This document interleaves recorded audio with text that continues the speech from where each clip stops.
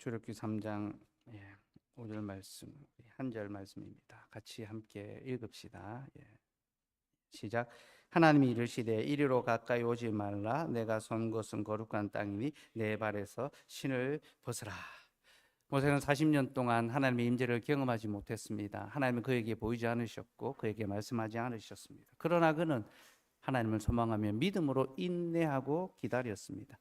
하나님은 그의 삶을 다 지켜보셨고 그의 마음속에 하나님에 대한 그 약속에 대한 소망이 있다는 것을 확인하시고 또 마침내 때가 되어 그를 거룩한 땅으로 불러주셨습니다. 그리고 거기서 그를 거룩하게 자신의 거룩한 백성 또 일꾼으로 세워주셨습니다. 그런데 여기서 내가 선 곳은 거룩한 땅이니 라고 할 때 이 거룩한 땅이다라는 말은요, 특별한 장소를 가리키는 이제 관용적 표현입니다. 성경에서 거룩한 땅이다라는 것은요, 그냥 일반적인 땅이 아니라 하나님의 임재가 있는 곳을 가리킵니다. 곧 하나님의 성소, 구약은 성막과 성전을 가리키는 것이 바로 거룩한 땅. 모세를 성소로 부르셨다라는 것입니다. 장차 모세는 하나님의 성소 성막을 짓게 될 것입니다. 근데 하나님이 모세를 미리 불러서 지금 선행학습 시키시는 겁니다. 자, 봐라.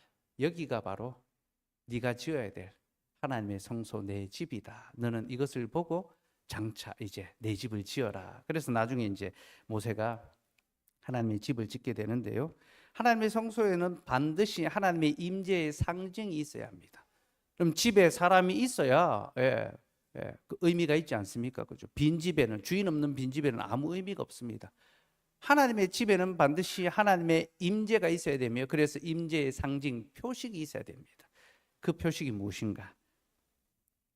타는 불꽃으로 임한 이 불꽃입니다. 떨기나무에 임한 이 불꽃이, 타는 불꽃이 하나님의 임재를 가르쳐 주는 거죠. 지금 내가 내 집에 거하여 있다. 여러분, 사람이 집에 들어가면 불이 딱 켜지지 않습니까? 아파트에 이제 불빛이 있으면 야, 저 집은 그 주인이 있구나. 요즘 분양하는 집들은요, 분양이 안 돼도 불을 다 켜둡니다. 그래서 분양 많이 됐으니까 빨리 막차 타라고 해요. 낚이면 안 됩니다. 그죠?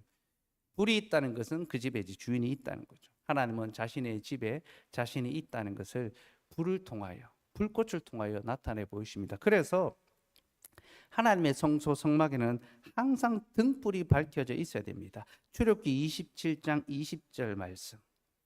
성막을 완성했을 때 하나님이 이제 이렇게 하라고 명령하십니다.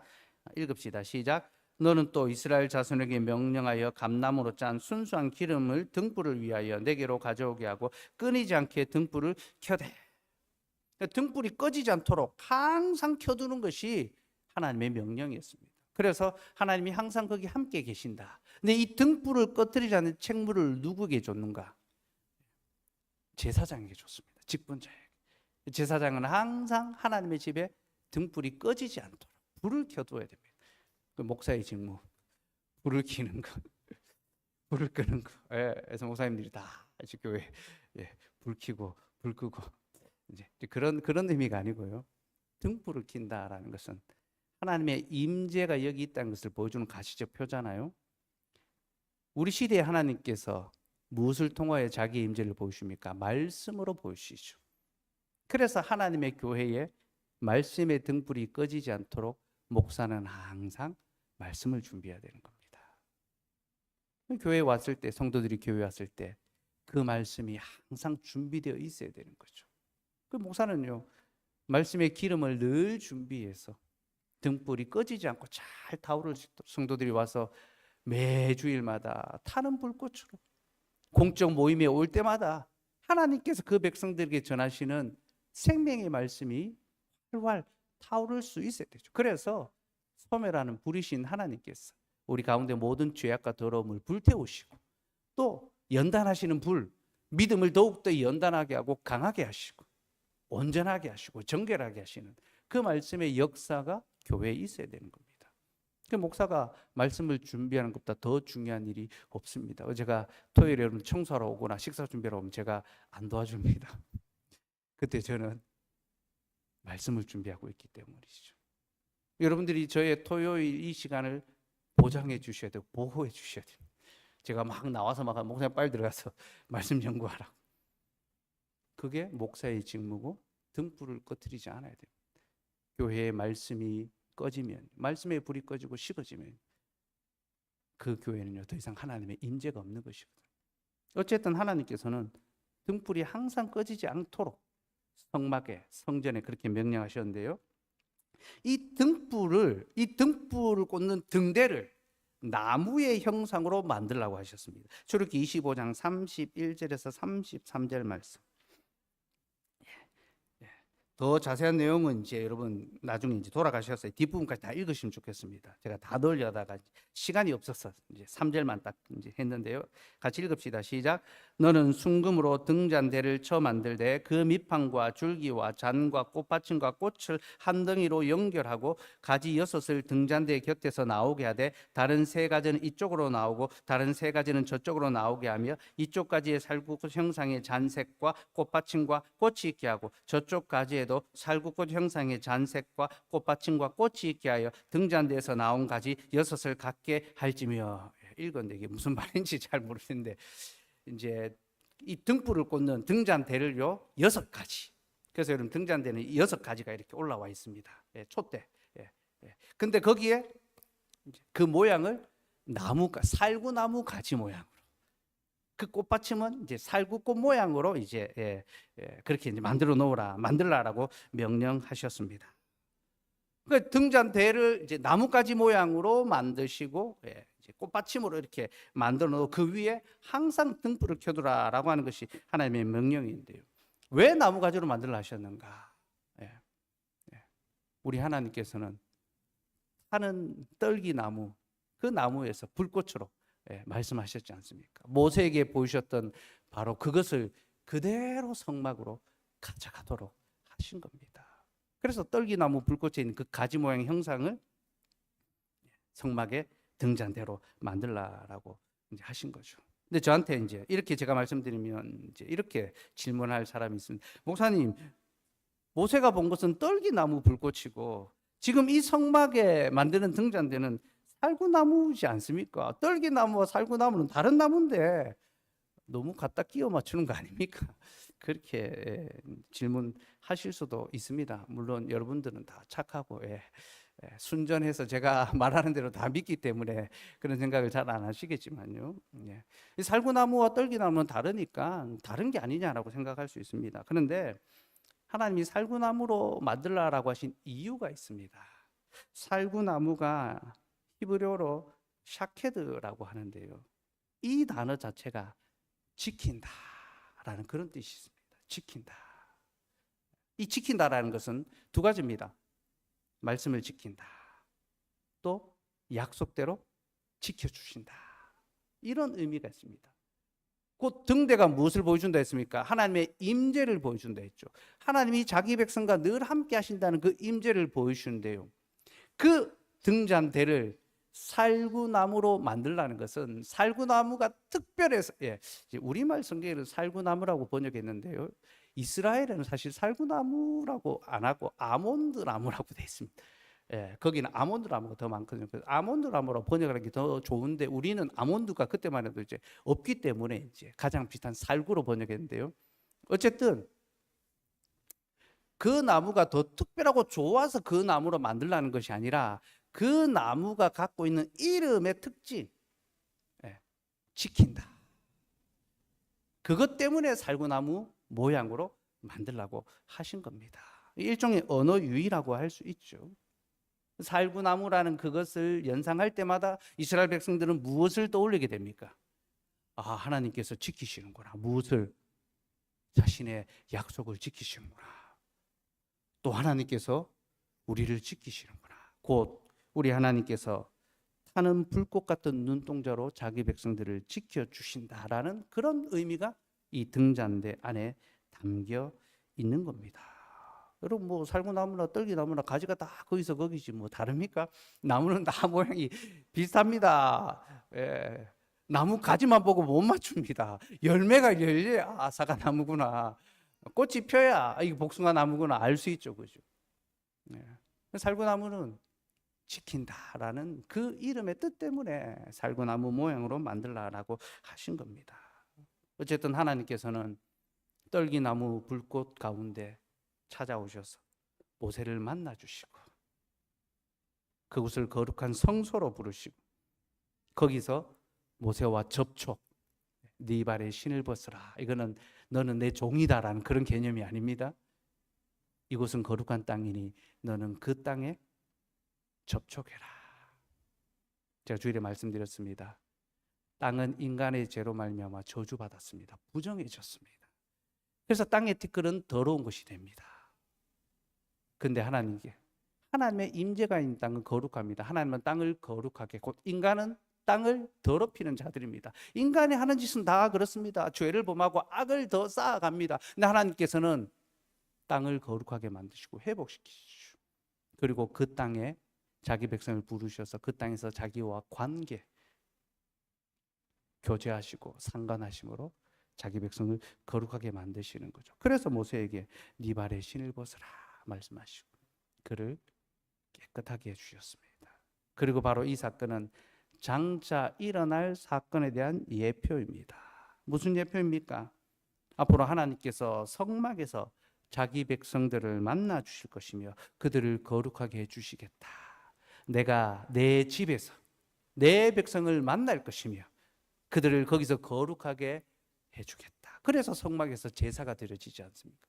희생의 제사가 드려지고 화목의 제사가 드려지고 속죄 제사가 드려집니다. 그렇죠? 속건 제사, 물건으로 말미암아 지은 그 죄악들을 깨끗하게 하는 제사들이 드려지는 거죠. 성막은 하나님이 우리를 만나 주시는 거룩한 땅이며 거기서 하나님을 만나는 자는 거룩함을 덧입게 됩니다. 그렇게 성경은 성막과 성전이 하나님의 백성을 거룩하게 해주시는 장소라는 것, 하나님의 백성이 그 성전, 그 성소에 접촉해야 된다는 것을 가르쳐 줍니다. 이사야 6장 1절에서 7절 말씀 한번 보겠습니다. 이사야 6장 1절에서 7절 말씀입니다. 먼저 1절에서 4절 말씀, 1절에서 4절 먼저 같이 읽읍시다. 시작. 우시야 왕이 죽던 해에 내가 본즉 주께서 높이 들린 보좌에 앉으셨는데 그의 옷자락은 성전에 가득하였고 스랍들이 모시고 섰는데 각기 6날개가 있어 그 둘로는 자기의 얼굴을 가리었고 그 둘로는 자기의 발을 가리었고 그 둘로는 날며 서로 불러 이르되 거룩하다 거룩하다 거룩하다 만군의 여호와여 그의 영광이 온 땅에 충만하도다 하더라. 이같이 화답하는 자의 소리로 말미암아 문지방의 터가 요동하며 성전의 연기가 충만한지라. 하나님께서 높이 들린 보좌에 앉으셨는데 그 옷자락이 성전에 가득했습니다. 이사야가 보는 환상이죠, 그죠? 하나님께서 높이 들린 보좌에 앉으시고 그 옷자락이 성전에 가득했습니다. 스랍들 천사들이 그룹들이 모시고 섰는데 날개가 6입니다. 두 날개로는 얼굴을 가리고 두 날개로는 발을 가리고 두 날개로는 납니다. 얼굴을 가리는 거, 하나님의 영광이 너무 빛나죠. 발을 가리는 거, 자신의 부끄러움을 가리는 거죠. 나는 것, 하나님 앞에서 열심히 사역하고 순종하고 있는 것입니다. 그리고 그들이 무엇합니까? 서로 불러 이르되 거룩하다 거룩하다 거룩하다 만군의 여호와여 그의 영광이 온 땅에 충만하시도다. 만군의 여호와, 만군의 여호와라는 말은 이 전쟁적 용어입니다. 왕적 고백입니다. 하나님의 영광이 온 땅에 가득한데 성전에 그 영광이 가득하다. 그렇게 노래하고 있습니다. 그런데 하나님이 왜 이사야에게 이 예언을, 이 환상을 보여주는지 압니까? 6장 1절에 우시야 왕이 죽던 해에, 우시야 왕은 이스라엘의 위대한 왕이었습니다. 그 왕이 죽었습니다. 곧 나라가 위기에 처했다는 거죠. 그때 하나님은 내가 이 나라의 진정한 왕이다. 자신의 그 통치를 하늘의 보좌를 통하여 보여주시고 내 영광은 온 땅에 가득하다. 자기 백성들을 위로하시고 격려해 주시는 겁니다. 근데 그렇게 하나님이 자신의 영광을 성전에 나타내시니까 이사야 선지자가 어떻게 합니까? 5절에서 7절 말씀 읽읍시다. 5절에서 7절 시작. 그때에 내가 말하되 화로다 나여 망하게 되었도다. 나는 입술이 부정한 사람이요 난 백성 중에 거주하면서 만군의 여호와이신 왕을 베었음이로다 하였더라. 그때 그 서랍 중에 하나가 부젓가락으로 제단에서 집은 바 핀 숯을 손에 가지고 내게로 날아왔어. 그것을 내 입술에 대며 이르되 보라 이것이 내 입에 닿았으니 내 악이 제하여졌고 내 죄가 사하여졌느니라 하더라. 하나님의 영광이 이 성전에 가득하니까 이사야가 기뻐하고 즐거워하는 것이 아니라 두려워합니다. 왜 그렇습니까? 화로다 나여 망하게 되었도다. 나는 입술이 부정한 사람이요 나는 입술이 부정한 백성 중에 거주하면서 자신의 죄악을 돌아보게 된 거죠. 특별히 선지자에게 입술은요 가장 중요한 기관입니다. 선지자 입술이 부정하다는 것은 모든 것이 부정하다는 것입니다. 그는 자신의 존재 전체가 부정함을 하나님 앞에 고백했습니다. 사람들에게는 거룩하다고 인정받았던 선지자가 하나님의 영광 앞에서 자신의 죄와 비참을 고백하며 납작 엎드렸습니다. 그래서 하나님은 어떻게 하십니까? 서랍 중에 하나를 시켜서 제단에 핀 숯을 집어서 이사야 선지자의 입술에 대게 했습니다. 불붙은 이 숯불, 하나님의 성소에 하나님의 임재를 가리키는 그 등불을요, 그 숯을 가지고 와서 이사야의 입술을 찢었습니다. 네가 입술이 부정하니까 내가 네 입술을 찢겠다. 마치 알보칠로 우리의 헌대를 찢는 것처럼 그런 겁니까? 아니죠. 그는 부정한 자이기 때문에 부정한 그가 거룩해지기 위해서는 거룩하신 하나님과 접촉해야 되기 때문에 하나님께서 그를 터치해 주시는 거죠. 만져주시는 거죠. 그렇게 그 핀숯을 그의 입술에 대고 그리고 이것이 내 입에 닿았으니 내 악이 제하여졌고 내 죄가 사하여졌느니라.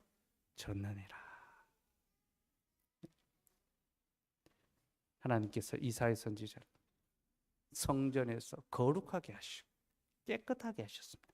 그리고 모세처럼 그를 이스라엘 백성을 향한 선지자로 보내십니다. 8절 읽읍시다. 8절 시작. 내가 또 주의 목소리를 들으니 주께서 이르시되 내가 누구를 보내며 누가 우리를 위하여 갈고 하니 그때에 내가 이르되 내가 여기 있나이다 나를 보내소서 하였더니 주님으로부터 거룩하심을 덧입은 사람, 하나님의 성소에서 거룩하게 된 사람이 하나님의 일꾼으로 세움받을 수 있는 겁니다. 여러분, 굉장히 유명한 구절이죠. 내가 여기 있사오니 나를 보내소서. 주님, 내가 여기 있사오니 죄를 보내소서. 우리가 그렇게 많이 하지 않습니까? 누가 하나님의 부름을 받고 누가 하나님의 일꾼이 될 수 있습니까? 주의 집에서 주의 말씀으로 거룩해지고 깨끗해지고 온전해진 자만이 주님의 백성, 주님의 일꾼이 될 수 있는 거죠.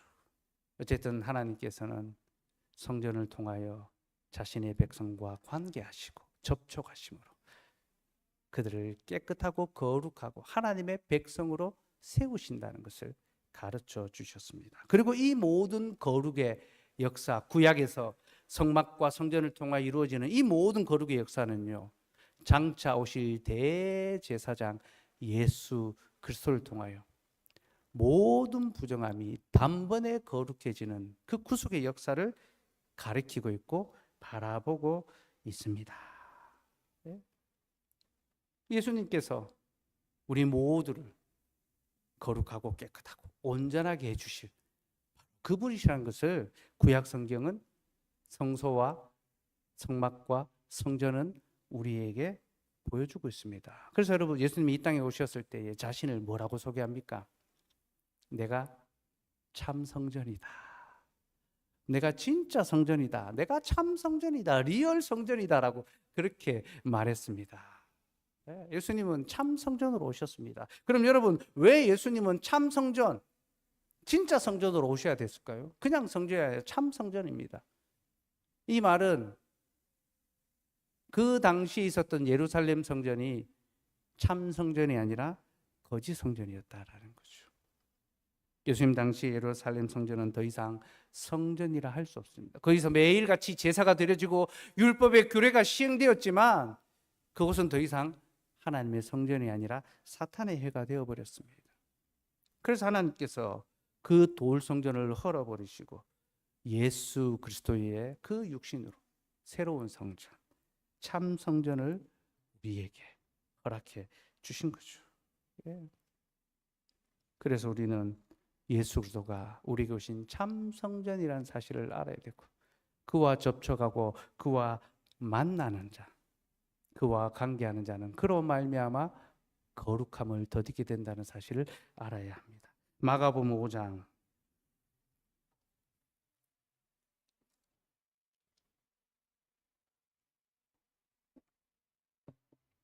25절에서 34절.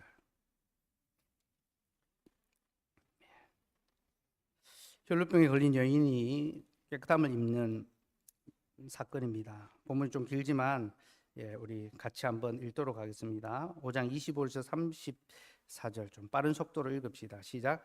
12해를 혈루증으로 알아온 한 여자가 있어 많은 의사에게 많은 괴로움을 받았고 가진 것도 다 허비하였으되 아무 효험이 없고 도리어 더 중화해졌던 차에 예수의 소문을 듣고 무리 가운데 끼어 뒤로 와서 그의 옷에 손을 대니 이는 내가 그의 옷에만 손을 대어도 구원을 받으리라 생각함일러라. 이에 그의 혈루 근원이 고운 마름에 병이 나은 줄을 몸에 깨달으니라. 예수께서 그 능력이 자기에게서 나간 줄을 곧 스스로 아시고 무리 가운데서 돌이켜 말씀하시되 누가 내 옷에 손을 대었느냐 하시니 제자들이 여짜오되 무리가 애워싸 미는 것을 보시며 누가 내게 손을 대었느냐 물으시나이까 하되 예수께서 이 일 행한 여자를 보려고 둘러보시니 여자가 자기에게 이루어진 일을 알고 두려워하여 떨며 와서 그 앞에 엎드려 모든 사실을 여쭈니 예수께서 이르시되 딸아 내 믿음이 너를 구원하였으니 평안히 가라 내 병에서 놓여 건강할지어다. 아멘. 혈루증 나는 여인이 예수님께로 와서 예수님 옷자락을 만지고 깨끗함을 얻은 사건입니다. 제가 전에도 이 부분 한번 말씀을 드렸습니다. 그럼 혈루증이라는 것은요 여인들에게 있는 유출병의 한 질환입니다. 여인의 몸에서 피가 이제 흘러나오는 거죠. 그런데 율법에 의하면 유출병은 부정한 병입니다. 레위기 15장에 보면 유출병에 관한 규례가 나옵니다. 남자든 여자든 사람의 몸에서 나온 모든 것은 다 부정하다고 규정합니다. 피든 고름이든 뭐 어떤 분비물이든 다 부정하다고 합니다. 그리고 왜 이런 규정이 있을까요? 하나님은 왜 사람의 몸에서 나오는 모든 것이 부정하다 하실까요? 이는 곧 사람에게서는 선한 것이 아무것도 나올 수 없다는 것을 보여줍니다. 사람의 그 속은 온통 악한 것만 가득하기 때문에 사람의 속에서 나오는 그 모든 것, 유출되는 것. 그 예수님은요, 사람의 속에서 나오는 것은 그 마음속에 있는 악한 생각이라고 했습니다. 그러니까 진짜 이 육체적 이 어떤 질병이나 이런 것들이 더 부정한 것이 아니라 너희 속에 있는 그 생각과 그 죄들이 더 더럽다라고 말씀하셨죠. 하나님은 율법의 이 유출병을 통해서 인간 속에 무엇이 있는지를 보이시고 인간이 얼마나 더러운 존재인지를 가르쳐 주셨습니다. 이것이 율법이 규정한 유출병의 그 의미입니다. 근데 이 여인이, 율법에 부정한 이 여인이 예수님의 옷자락을 만졌습니다. 그리고 깨끗함을 얻었지요. 여러분, 이것은 단순한 치유의 사건이 아닙니다. 여러분, 부정한 자가 깨끗함을 얻는 것은 성전에서 일어나는 일입니다. 제사장이 성전에서 그 일을 행하여야 합니다. 그 성전은 치유가 일어나는 그 현장이기도 합니다. 그런데 예루살렘 성전에서는 더 이상 그런 일들이 일어날 수 없었습니다. 그래서 이 여인이 참 성전이시고 모든 것의 거룩함의 근원이신 예수 그리스도를 접촉함으로 그 옷자락을 만짐으로 거룩함을, 깨끗함을 얻게 된 것입니다. 그래서 여러분, 이것은요 이제 새로운 성전의 시대, 곧 돌 성전의 시대가 아니라 예수 그리스도로 말미암은 새 성전의 시대가 왔다는 것을 우리에게 보여주는 새로운 구속사의 표지입니다. 사랑하는 여러분, 예수 그리스도는 참 성전이십니다. 오직 주님만이 거룩하신 성전이시며 그는 이 땅의 모든 더러운 것과 부정한 것을 능히 씻기시고 또한 이 땅을 거룩하고 정결하게 모든 죄인들을 깨끗하게 하실 수 있는 분입니다. 그래서 우리는 곧 그 속에 온갖 더러움이 가득한 모든 악인들, 죄인들은요, 예수 그리스도를 반드시 접촉해야 합니다. 그가 계신 곳으로 가서 그의 앞에 그 신을 벗어야 하며 그의 옷자락을 손을 내밀어 만져야 합니다. 이것이 우리가 거룩해질 수 있는 길입니다. 그래서 여러분, 우리는 매주일 교회로 나아가야 합니다. 왜 그렇습니까? 교회는 그리스도께서 자신의 피로 값주고 세운 새 성전이며, 교회는 주님의 백성들을 거룩하게 하는 하나님의 말씀의 선포가 있는 기관이며, 또한 이 교회 외에는 우리를 거룩하게 할 다른 기관이 없기 때문입니다. 그래서 교회는 죄 사함의 권세가 주어져 있는 겁니다. 우리는 그 교회로 매주일 또 공적 모임 때마다 꼬박꼬박 나아가 참여함으로 하나님의 거룩하심의 말씀을 듣고 우리의 삶의 모든 부정과 더러운 것들을 깨끗하게 씻길 수 있어야 됩니다. 여러분, 우리 스스로가 자기를 깨끗하게 할 수 없습니다. 지난주에 필독서 나눔하면서 인내에 관한 부분 할 때, 우리가 어떻게 믿음의 약속을 인내하며 기다릴 수 있습니까? 우리의 결심으로 되지 않는다 했습니다. 하나님의 은혜로 된다 했습니다. 그래서 우리가 할 수 있는 것은 은혜의 방편이 있는 교회로 나아가서 꼬박꼬박 예배를 참석하고 말씀을 듣고 성례에 참여하고 기도하는 것, 그것이 우리를 인내하게 한다. 그래서 여러분, 공적 모임을 귀히 여기고 꼬박꼬박 참석할 수 있어야 합니다. 이것이 우리를 깨끗하게 하고 정결하게 하는 하나님의 방식입니다. 그럼 소크라테스 잘 아실 텐데요. 소크라테스가 이제 사역을 받아서 죽기 직전에 자기의 절친 크리톤이 와서 마지막으로 가족이나 제자들에게 당부할 말이 없냐라고 물었습니다. 그러니까 소크라테스가 이런 말을 남겼습니다. 각자 자기를 잘 돌아보고 자기를 깨끗하게 하라. 자기의 그 무지와 자기의 더러움을 깨닫고 자기를 잘 성찰하고 돌아보고 깨끗하게 하라. 이 말을 한 후에 소크라테스가 씻으러 갔습니다. 목욕하러 갔습니다. 자기가 그 독약을 먹고 죽었을 때에 자기의 몸을 시신을 처치해야 될 사람들이 자기의 더러운 몸 때문에 또 씻겨야 될 그 일들을 피하게 하려고 자기의 몸을 깨끗하게 했습니다. 70이 넘은 노인이 죽음 앞에서 이런 모습을 보인다는 게 진짜 인간적인 면모가 아니죠. 영웅적인 면모죠. 그죠? 여러분, 소크라테스는요, 정말로 이 깨끗함에 이르기를 원했습니다. 깨끗하고 온전한 삶, 정결한 삶을, 순수한 삶을 살기를 소원했습니다. 그래서 끊임없이 자기를 성찰하며 내가 아는 것이 무엇인지, 내가 무엇을 배워야 되는지, 내가 어떻게 살아야 되는지 끊임없이 고민하며 또 사람들을 그렇게 깨끗함에 이르게 하려고 이끌어가려고 했었습니다. 네, 여러분, 그는 그렇게 깨끗해지기를 소망했지만 애석하게도 어떻게 해야 깨끗해지는지 그 방법을 알지 못했습니다. 자기를 성찰한다고 해서 사람이 깨끗해질 수 있습니까? 아닙니다. 부정한 사람이 깨끗해질 수 있는 유일한 방법은요, 거룩하신 예수 그리스도와 접촉하는 것, 그것밖에 없습니다. 주님이 계신 곳으로 나아가서 주님의 말씀의 교훈을 듣고 그 말씀의 교훈에 순종하며 살아갈 때 우리는 비로소 그의 거룩함에 동참할 수 있게 된 겁니다. 그래서 여러분, 주님이 한 주일 동안 세상 가운데 부정하게 살아갔던 우리를 매주일마다 말씀으로 주님의 교회에 부르십니다. 성령으로 주의 교회로 불러주십니다.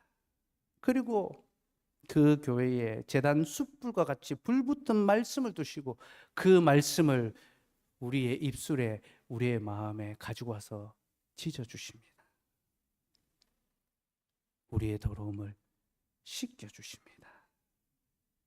세상의 온갖 유출병으로, 죄의 소욕으로 더러워져 있는 우리의 마음과 생각과 손과 발을 덮어주시고 씻겨주시고 깨끗하게 해주십니다. 이것이 바로 주께서 교회를 통하여 우리에게 행하시는 거룩함의 은혜입니다. 그리고 우리를 그렇게 거룩하게 하신 주님은 비로소 우리를 세상으로 보내십니다. 어떻게? 거룩한 성전이 되어서 우리를 세상으로 보내십니다. 고린도전서 3장 16절 말씀 같이 읽읍시다. 시작.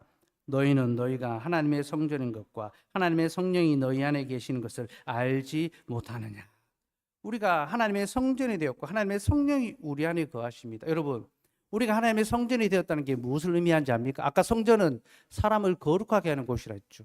성전과 접촉하게 되면 거룩해집니다.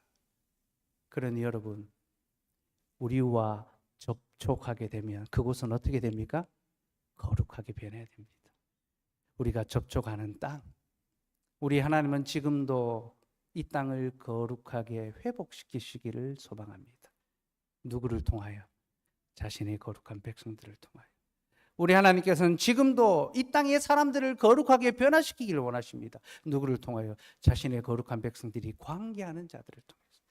사랑하는 여러분, 우리가 접촉하는 땅과 사람과 가정과 일과 세상은요, 우리로 말미암아 거룩해져야 됩니다. 우리는 그냥 사는 것이 아니라 이 땅을 거룩하게 만들기 위하여 살아가야 돼요. 이것이 우리에게 주어진, 거룩해진 자들에게 주어진 거룩한 사명입니다. 고린도전서 6장 19절에서 20절 말씀 같이 읽읍시다. 시작. 너희 몸은 너희가 하나님께로부터 받은 바 너희 가운데 계신 성령의 전인 줄을 알지 못하느냐. 너희는 너희 자신의 것이 아니라 값으로 산 것이 되었으니 그런즉 너희 몸으로 하나님께 영광을 돌리라. 우리는 하나님의 성전으로 값으로 산 것이 되었습니다. 누가 샀습니까? 주님이. 무슨 값으로? 자기의 피로 값주고 사셨습니다. 그러므로 우리는 우리 몸으로 하나님께 영광을 돌려야 합니다. 우리의 삶으로. 여러분의 삶의 그 현장에 거룩함이 회복될 수 있도록 하시고, 여기서 이 몸은 단수가 아니라 복수입니다. 곧 교회적인, 우리가 교회적으로 거룩한 삶을 서로 돌아보고 서로 교제하고 서로 위로하고, 환난 만난 자들, 가난한 자들, 어려운 중에 있는 자들을 돌봐야 되고, 또 세상의 약한 자들에게 은혜를 베풀 수 있어야 할 것입니다. 우리 그렇게 성도 개인으로서 또 교회 공동체적으로서 이 땅을 거룩하게 변화시켜 갈 수 있는 저와 여러분 되기를 소망합니다. 우리 같이 찬송하고 우리 기도합시다.